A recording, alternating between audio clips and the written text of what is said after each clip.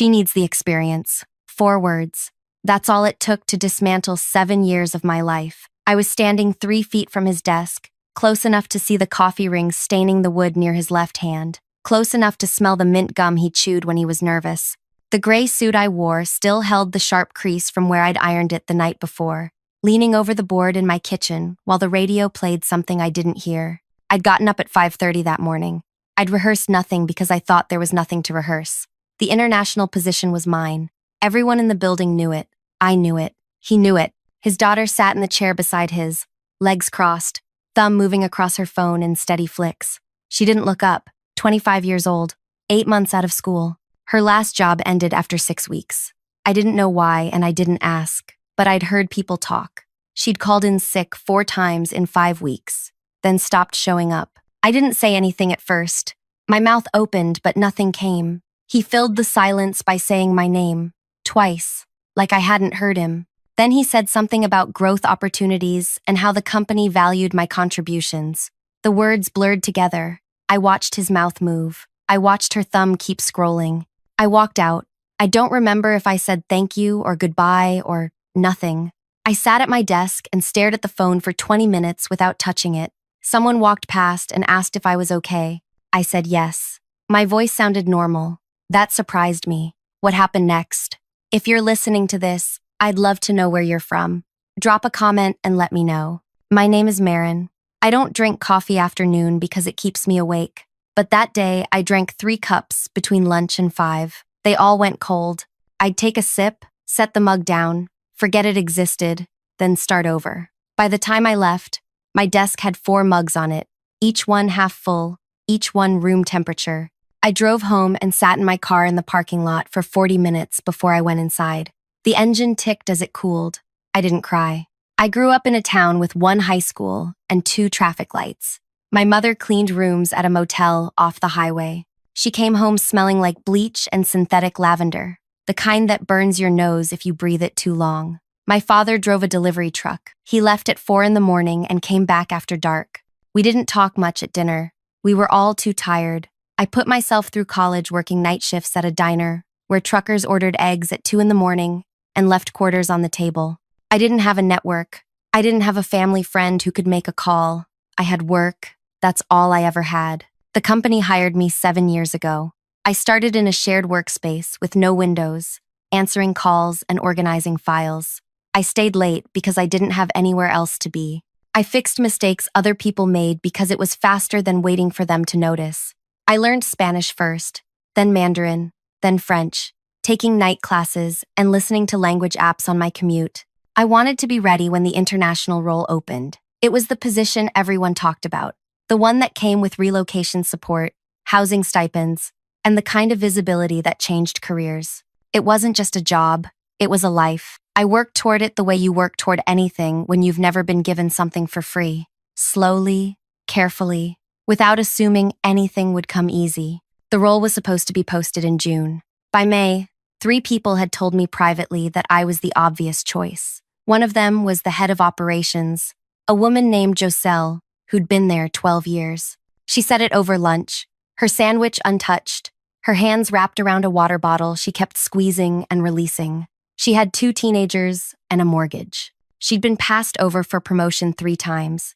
Each time, someone younger with a better last name got it instead. She stayed because leaving felt impossible.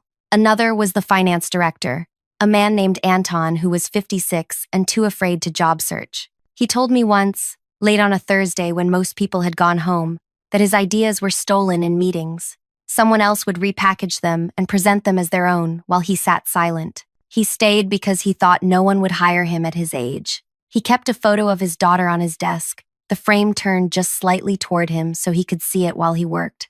There were others. I knew them all. I'd had lunch with them when their kids were sick. I'd covered shifts when they needed to leave early. I'd listened when they needed to talk, and I never wrote anything down. I just remembered. I spent 7 years doing that, listening. Not because I had a plan, because that's what you do when you come from nothing. You pay attention. You notice who's tired, who's barely holding on, who's been told they matter, but never treated that way. When the position went to his daughter, something inside me went still. I didn't yell.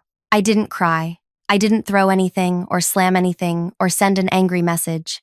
I walked to my desk and sat. People kept moving around me. Phones rang. Someone microwaved popcorn and the smell filled the floor. I stared at my hands. They looked the same as they had that morning. The next day, I showed up at 8:30 like always. I smiled when people said good morning. I answered questions. I sat in meetings and took notes. His daughter was there, sitting 2 seats down from me, asking questions that showed she hadn't read the brief. I explained things twice, then 3 times. She thanked me. She said I was patient. That week I started training her, not because I wanted to, because he asked me to. He framed it as mentorship. He said it would be good for both of us. I said yes because saying no would have made me look bitter. So I taught her how to prepare reports.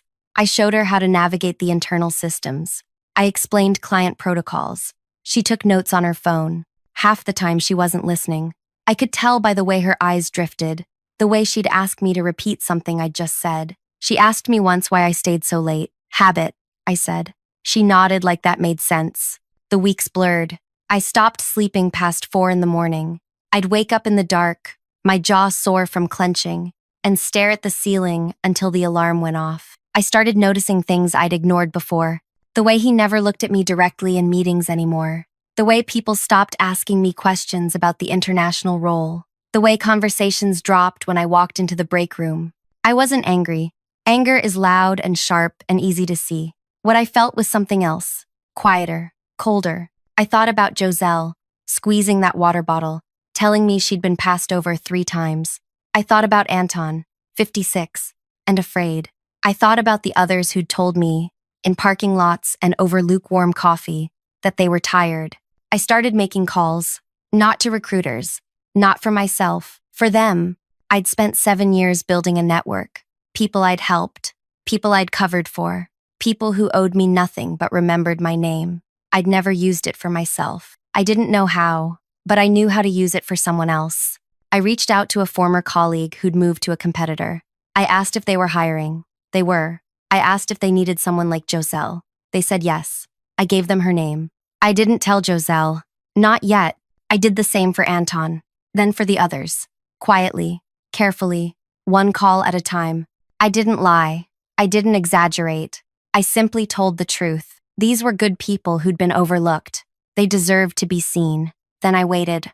The following Tuesday, I asked Joselle if she wanted to get lunch. Not in the building. Somewhere else. She said yes immediately, like she'd been waiting for someone to ask. We sat in her car in the parking lot of a sandwich shop 2 blocks away. She'd bought a turkey wrap, but hadn't unwrapped it. It sat in her lap while she gripped the steering wheel with both hands. The heater rattled. The air smelled like old French fries and the pine air freshener hanging from her mirror. I didn't ease into it. I said, "What would you do if you weren't afraid?" She stared at the dashboard. Her knuckles went white. "I'd leave," she said. Her voice was barely above a whisper. I nodded. "What if I told you someone reached out to me last month about a senior operations role at a competitor? They asked if I knew anyone. I gave them your name." She turned to look at me. Her eyes were wet, but she wasn't crying. "You did that? You deserve to be seen." She didn't say anything for a long time. Then, she unwrapped the sandwich, took one bite, wrapped it back up. She said, "They called me yesterday. I didn't answer. I thought it was spam." "Call them back," I said. She did. That night, from what I heard later, they scheduled an interview for Thursday. I went to Anton next.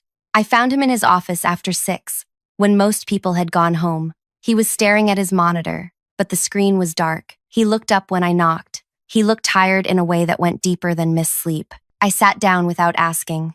I said, "Do you remember telling me about your daughter? The one in the photo?" He nodded. "What would you want her to do if she was in your position?" He didn't answer right away. He picked up the photo frame, ran his thumb along the edge.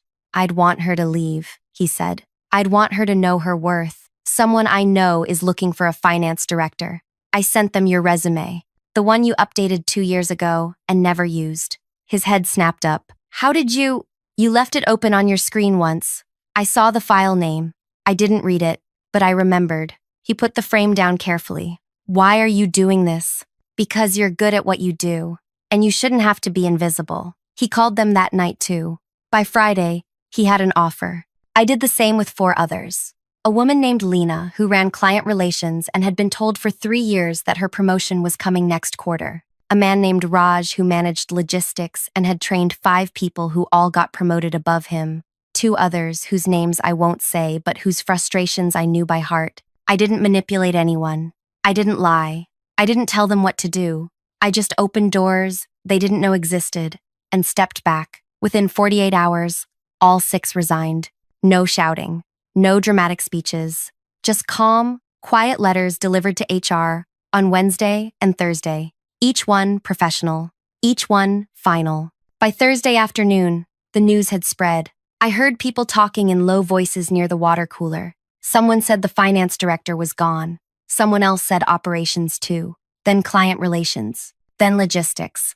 The names piled up. People looked confused. Then worried. I kept my head down. I worked through lunch. I answered emails. I updated spreadsheets. When someone asked me if I knew what was happening, I said no. Thursday evening, just before 5, I got a message. His assistant. He wanted to see me. Immediately, I walked to his office. The hallway felt longer than usual. My shoes made no sound on the carpet. I knocked once. He said, "Come in." His voice sounded strained. He was standing behind his desk, not sitting. His hands were pressed flat against the surface, fingers spread wide. His face looked pale under the fluorescent lights. His daughter wasn't there. 6 people, he said. In 2 days. Do you know anything about this? I stood 3 feet from the desk, the same distance as before. I looked at him, really looked. I saw the thinning hair he combed over, the slight tremor in his left hand, the way his tie was knotted just a little too tight. He couldn't hold my gaze. His eyes darted to the desk, then to the window behind me, then back to my face, then away again. They resigned, I said. That's all I know. All of them at once? That doesn't just happen. Maybe it does, I said. When people stop seeing a reason to stay. His jaw tightened. Did you have something to do with this? I didn't blink. I don't control what other people decide. He stared at me. I could see him trying to find something to grab onto. Some proof, some thread he could pull. But there wasn't one. I hadn't broken any rules. I hadn't poached anyone. I hadn't made promises I couldn't keep. I'd just listened.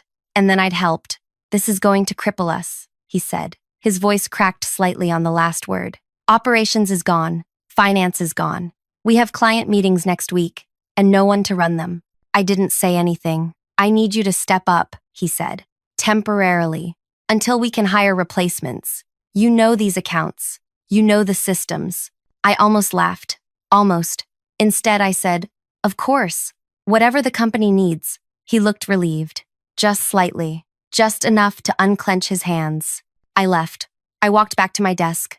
I sat down. I opened my laptop. Someone walked by and asked if I was okay.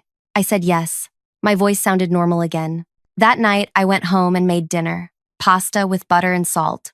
I ate it, standing at the kitchen counter, looking out the window at nothing. The apartment was quiet. I washed the dish. I went to bed at 9. I slept through the night for the first time in weeks. The next morning, Friday, I came in early. The building was almost empty. I made tea in the break room and sat at my desk and waited. By 10, the panic had set in. Meetings were being rescheduled. Clients were calling. People were running between offices, trying to figure out who was supposed to handle what. His daughter walked past my desk twice, looking lost both times. She stopped the second time and asked me if I knew where the operations files were kept. On the shared drive, I said, under the folder labeled Operations. She nodded and walked away. 5 minutes later, she came back. I can't find it. I walked her through it, step by step, like I'd done 100 times before. She thanked me. She said, I don't know how you keep track of all this. Practice, I said. The chaos continued through the weekend. I got emails at midnight, texts at 6 in the morning, requests for files, for contact information, for explanations of processes no one had documented. I answered them all, calmly, thoroughly. I didn't complain. Monday morning there was a meeting. All remaining senior staff. I sat near the back. He stood at the front, hands in his pockets, looking like he hadn't slept. He talked about resilience, about adapting, about how the company had faced challenges before and come through stronger. No one said anything. After the meeting, he pulled me aside. I need your help, he said. You know these people who left. Do you know why they did it? I think they found better opportunities, I said. All at once? Sometimes people talk to each other. Maybe they realized they weren't alone. He looked at me for a long moment. I couldn't tell if he suspected or if he was just desperate. Finally, he said, "Can you take on operations temporarily? Until we hire someone?" "Yes. And client relations? If that's what you need," he exhaled. "Thank you. I mean it. I don't know what we'd do without you." I nodded. I didn't smile. Over the next 2 weeks, I did the work of 3 people. I handled client calls. I managed schedules. I put out fires. I trained his daughter on tasks she'd forget by the next day. I stayed late. I came in early. People started referring to me in meetings.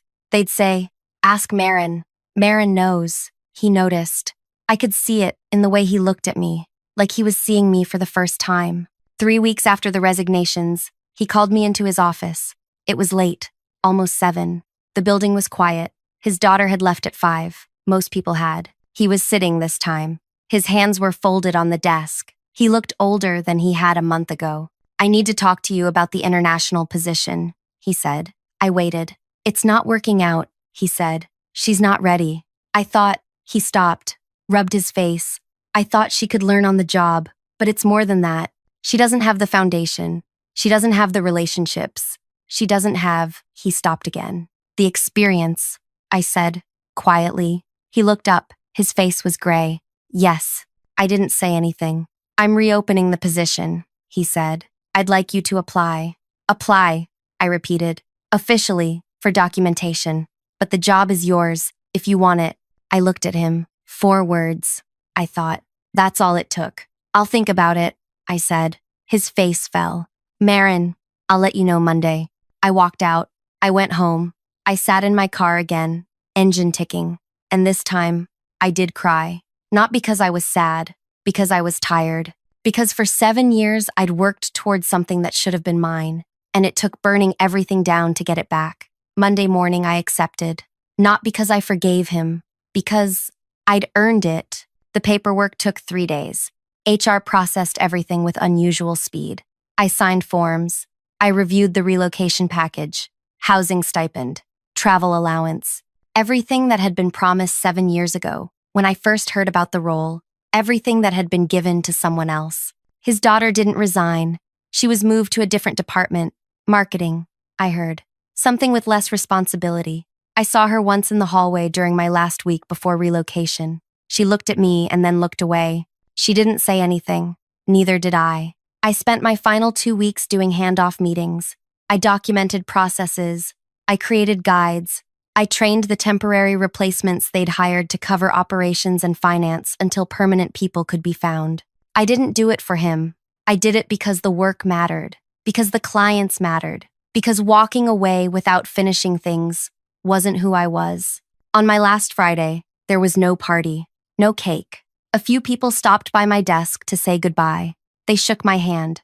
They said, "Congratulations." They meant it.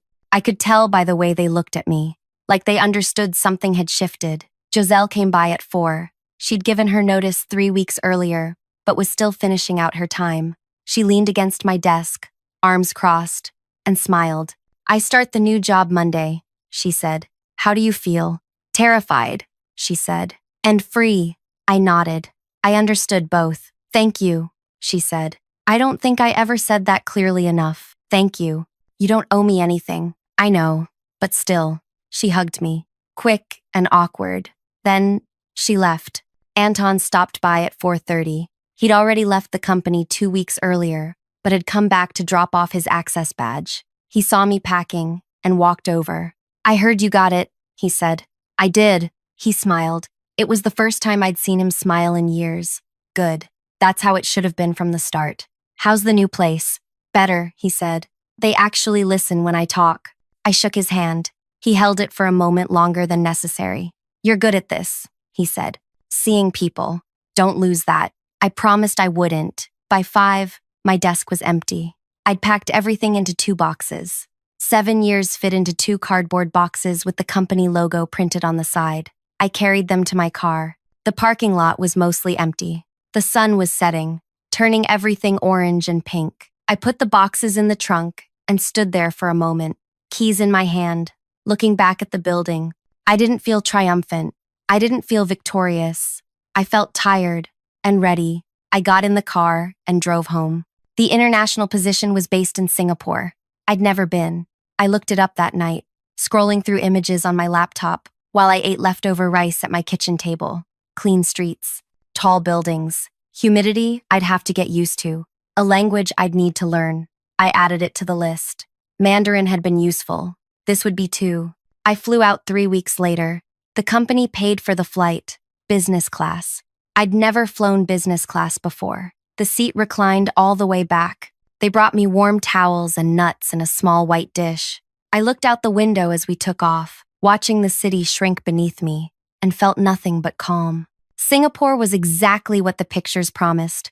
Hot, crowded, efficient. My apartment was small but clean, with windows that looked out over a street full of hawker stalls and laundromats. I unpacked my 2 boxes. I hung my gray suit in the closet. I set my alarm for 5:30. The work was harder than I expected. Not because I didn't know how to do it, because I was starting over. New clients, new systems, new colleagues who didn't know my name yet. I stayed late. I learned the trains. I practiced basic phrases in Mandarin with the woman who sold me coffee each morning. She corrected my tones patiently. 2 months in, I got an email from someone back home, a former colleague. She said the company was struggling. 3 more people had left. The CEO had hired a consulting firm to figure out what was wrong. They were doing interviews, asking questions, trying to understand why so many people had walked away. I didn't reply. 4 months in, I got another email. This one from him. The subject line said, "Checking in."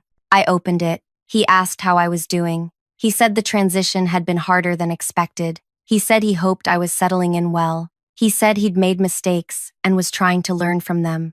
I read it twice. Then I closed it. I didn't delete it. I just left it sitting in my inbox, unanswered. 6 months in, I got a message from Joselle. She was thriving. She'd been promoted already. She sent a photo of herself at her new desk, grinning, holding a coffee mug that said, "Boss." I sent back a thumbs up emoji. She replied with 3 heart emojis.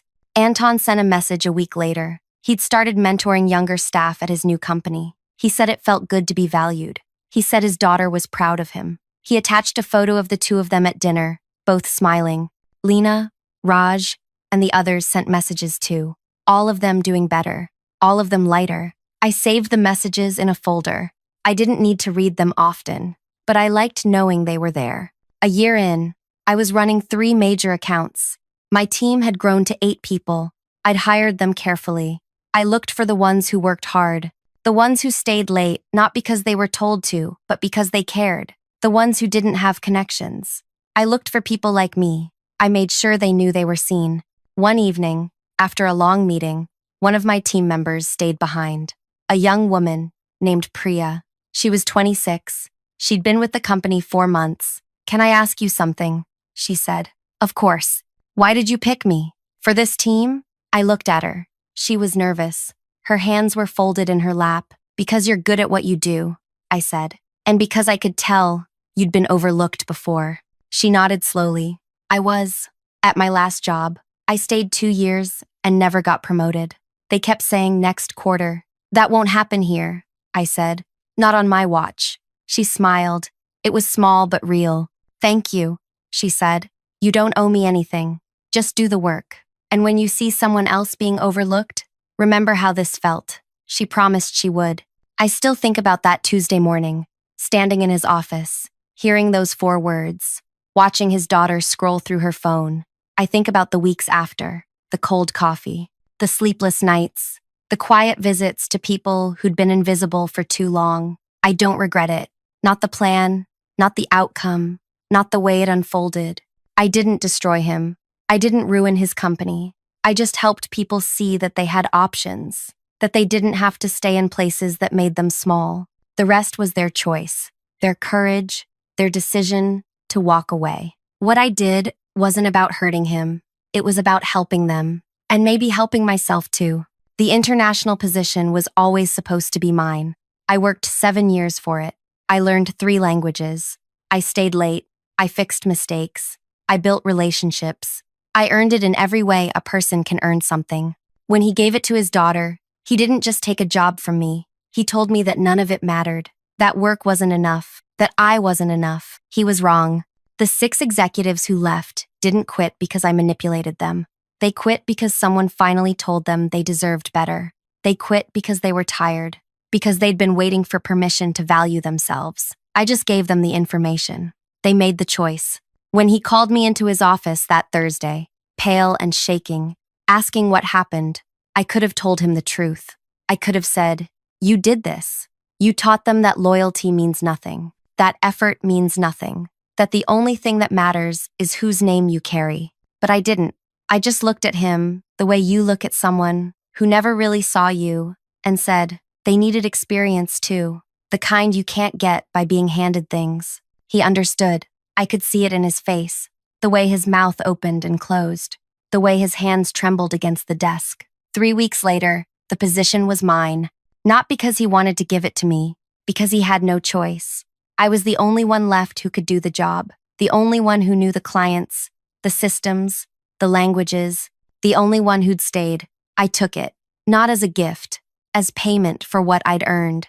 I'm in Singapore now. I've been here a year and a half. I run a team. I manage accounts worth millions. I wake up at 5:30 and make tea and watch the sun rise over a city that isn't home yet but might be someday. I don't think about him often. When I do, I don't feel anger. I feel something quieter, satisfaction, maybe, or just closure. He gave his daughter my job because he thought experience didn't matter, because he thought work didn't matter, because he thought people like me were replaceable. He learned otherwise. If you made it this far, thank you for listening. I'd really appreciate it if you could drop a comment with your thoughts and subscribe if you want to hear more stories like this.